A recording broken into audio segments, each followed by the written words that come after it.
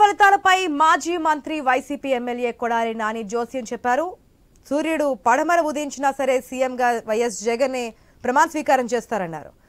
మే నెలాఖరున సీఎంగా జగన్ ప్రమాణ స్వీకారం చేయకుండా ఆపగలిగే వారు రాష్ట్రంలో లేరని ఆయన తెలిపారు. చంద్రబాబు, పవన్, సోనియా ఎంతమంది కలిసి వచ్చినా సరే సీఎం జగన్ అధికారం నుండి దింపగలిగే శక్తి సామర్థ్యాలు ఎవరికీ లేవన్నారు.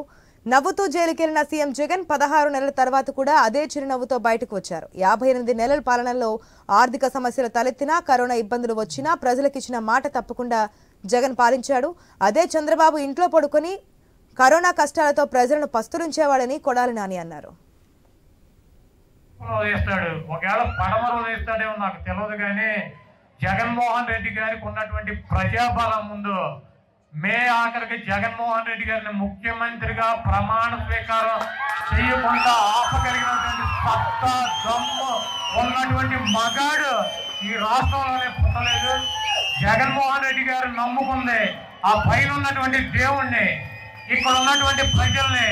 నేను మంచి చేస్తే నాకు ఓటేయండి అని చెప్పి దమ్ముగా ధైర్యంగా మాట్లాడగలిగినటువంటి ఏకైక ముఖ్యమంత్రి భారతదేశ చరిత్రలోనే జగన్మోహన్ రెడ్డి గారు.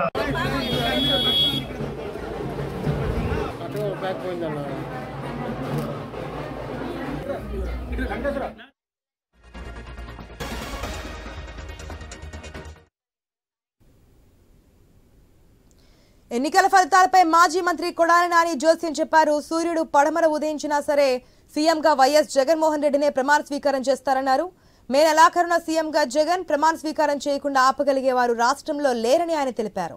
చంద్రబాబు, పవన్, సోనియా ఎంతమంది కలిసి వచ్చినా సరే సీఎం జగన్ ను అధికారం నుండి దింపగలిగే శక్తి సామర్థ్యాలు ఎవరికీ లేవన్నారు. నవ్వుతూ జైలుకెళ్లిన సీఎం జగన్ 16 నెలల తర్వాత కూడా అదే చిరునవ్వుతో బయటకొచ్చారు. 58 నెలల పాలనలో ఆర్థిక సమస్యలు తలెత్తినా, కరోనా ఇబ్బందులు వచ్చినా ప్రజలకిచ్చిన మాట తప్పకుండా జగన్ పాలించాడు. అదే చంద్రబాబు ఇంట్లో పడుకొని కరోనా కష్టాలతో ప్రజలను పస్తులుంచేవాడని కొడాలి నాని అన్నారు.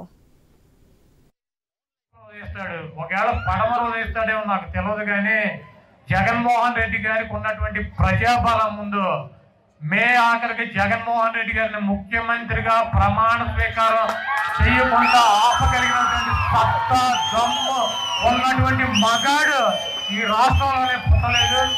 జగన్మోహన్ రెడ్డి గారు నమ్ముకుంది ఆ పైన ఉన్నటువంటి దేవుణ్ణి, ఇక్కడ ఉన్నటువంటి ప్రజల్ని. నేను మంచి చేస్తే నాకు ఓటేయండి అని చెప్పి దమ్ముగా ధైర్యంగా మాట్లాడగలిగినటువంటి ఏకైక ముఖ్యమంత్రి భారతదేశ చరిత్రలోనే జగన్మోహన్ రెడ్డి గారు.